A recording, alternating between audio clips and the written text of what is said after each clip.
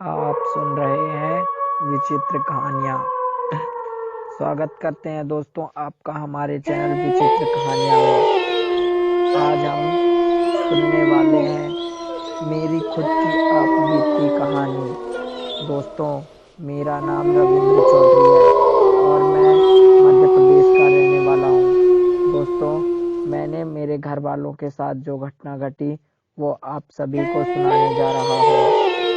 मैं जब 8 साल का था तब मैं और मेरी मम्मी हम अपने मामा के घर से गांव आ रहे थे।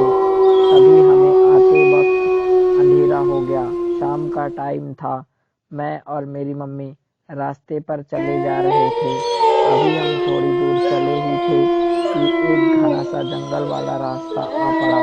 हम उस रास्ते से पार हो ही रहे थे कि तभी मेरी मम्मी ने कहा कि बेटा तू मेरे पास आ जा, क्योंकि उस वक्त मैं अपनी मम्मी का हाथ छोड़कर चल रहा था। मेरी मम्मी ने मेरा हाथ पकड़ा और मुझे वहां से तेजी तेजी से चलने के लिए कह रही थी। लेकिन मैं साफ देख पा रहा था कि मेरी मम्मी के चेहरे पर कोई डर का माहौल बन चुका था। लेकिन मुझे नहीं पता दोस्तों कि वो क्या था। खैर, बढ़ते हैं आगे। जब मेरी मम्मी को कुछ ज़्यादा ही डर लगने लगा तो उन्होंने मुझे अपनी गोद में उठा लिया, क्योंकि उस वक्त मैं छोटा था। मैंने देखा कि मेरी मम्मी को ऐसा लग रहा था कि उनके साथ कोई चल रहा है, लेकिन वास्तविकता में दोस्तों वहां पर ऐसा कुछ भी नहीं था। जब मेरी मम्मी ने पलट कर देखा तो भी वहां पर कोई नहीं था। थोड़ा दूर आगे चलने के बाद मेरी मम्मी को एक साया दिखाई दिया, जो कि एक औरत सफेद साड़ी में मेरे मम्मी के साथ साथ चल रही थी। अब ये मुझे नहीं पता दोस्तों कि वो कौन थी, लेकिन ऐसा मुझे प्रतीत हो रहा था कि मेरी मम्मी को इसके बारे में सब कुछ मालूम है। फिर भी मैं सोच रहा था कि मेरी मम्मी इन आंटी से बात करेंगी, लेकिन नहीं, मेरी मम्मी ने उनसे कोई बात नहीं की। वो सीधा चलती रहीं। चलते चलते दोस्तों अभी हम 5 मिनट चल ही पाए थे कि तभी मेरी मम्मी रुक गई एकदम से। और दोस्तों, मैंने देखा कि वो सफेद साड़ी में जो औरत थी वो मेरी मम्मी की तरफ ही तेजी से बढ़ते हुए आ रही थी। फिर मेरी मम्मी फिर से चलना शुरू कर दी।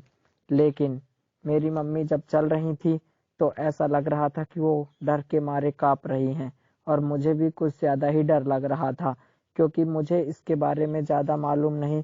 फिर भी मैं मेरी मम्मी को देख के डरे जा रहा था।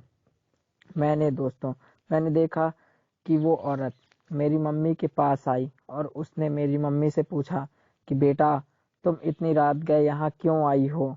तुम्हें नहीं पता कि ये बहुत भूतिया रास्ता है? फिर भी तुम इस रास्ते से आना क्यों उचित समझी? लेकिन मेरी मम्मी ने उनसे कुछ नहीं कहा। दोबारा उन्होंने मेरी मम्मी से पूछा कि तुम इस रास्ते से क्यों आई हो? तब मेरे मम्मी ने उनसे कहा कि मुझे पता नहीं, मैं अपने भाई के घर से अभी निकली थी, लेकिन मुझे कोई गाड़ी नहीं मिली तो मैं पैदल ही चल दी।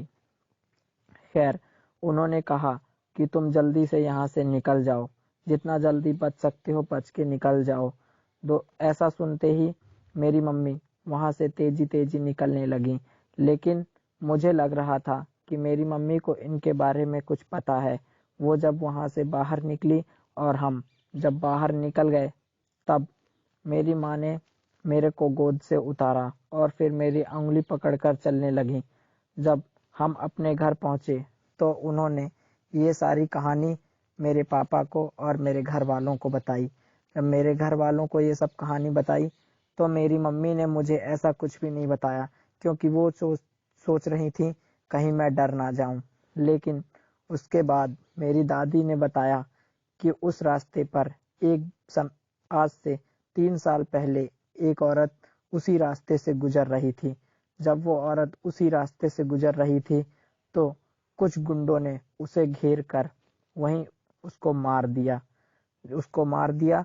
तब से उसकी आत्मा उसी रास्ते पर आज भी भटक रही है और वो औरतों की मदद करती है। और उसे कोई भी मर्द मिलता है उन्हें वो मार देती है।